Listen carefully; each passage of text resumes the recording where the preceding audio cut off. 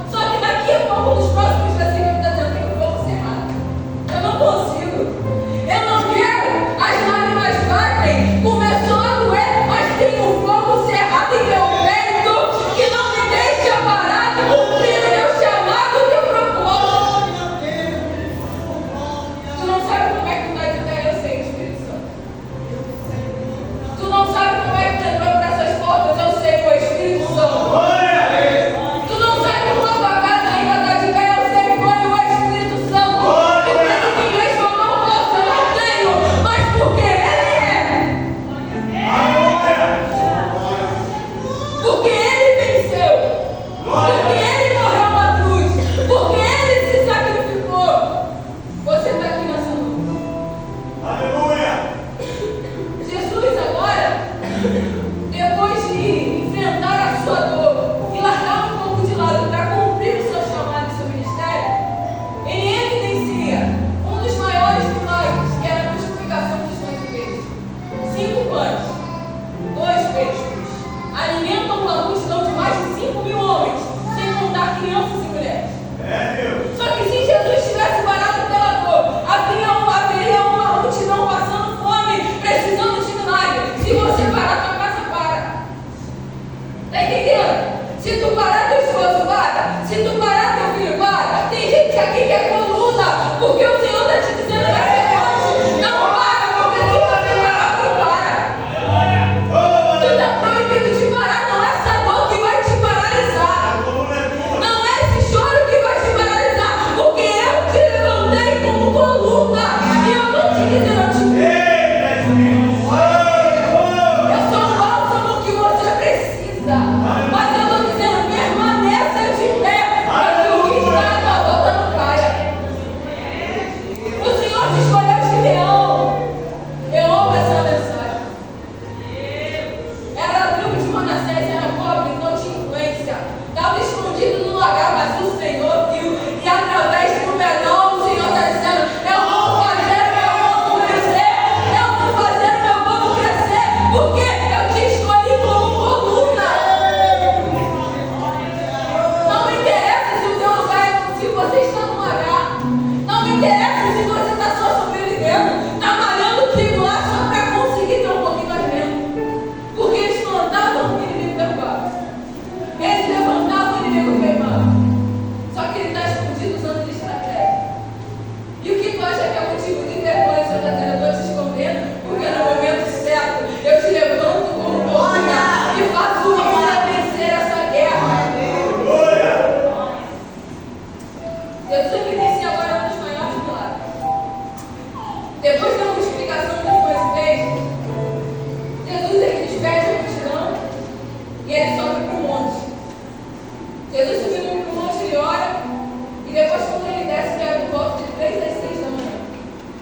Está de madrugada, os discípulos estão afastados da margem da praia, as ondas batem de um lado para o outro. Só que é interessante porque, lembra daquele Jesus de Mateus capítulo 9? Quem é este que até o vento e o mar lhe obedece? Jesus não precisa chamar os discípulos para encostar o barco, porque ele é dono do mar, então ele diz, já que eu sou dono, eu mando sobre esse mar. Já que através da minha palavra eles me obedecem, não adianta, não me interessa se as ondas estão agitadas ou não. Eu tenho o poder de caminhar sobre as águas. Jesus vai na direção, mas agora você se imagina no lugar dos discípulos. Está tudo escuro, 3 e 6 horas da manhã, o barco está balançando de um lado para o outro, tudo ao seu redor é escuridão, tudo ao seu redor era tempestade, era vento, eram coisas ruins. E quantas das vezes a gente se encontra assim? Parece que o nosso barco vai naufragar a qualquer momento. E o barco balança de um lado para o outro. As ondas batem de um lado para o outro. A gente não enxerga nada